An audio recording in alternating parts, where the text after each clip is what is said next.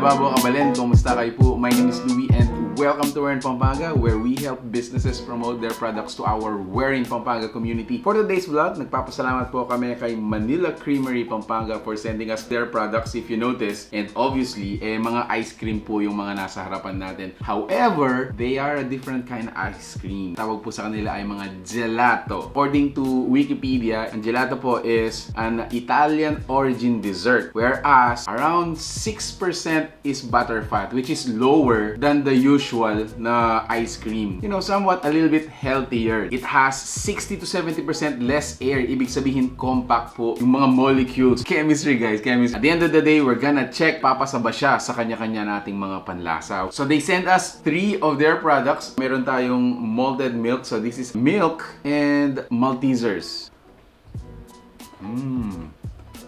Yaman, ha? Wow! Halos parang di ako makahinto. Now, let's check out the other two. Ito naman yung kanilang black buko, makapuno, and red beans. Wow! Ang sarap ng makapuno, guys. Yaman, ha? Ganyan ito. Ang sarap. Wow! And then lastly, this is what they called manga at suman. So this is actually sticky milk and mango. Oh wow. So this one is actually very fruity. Wow. Naman, ha?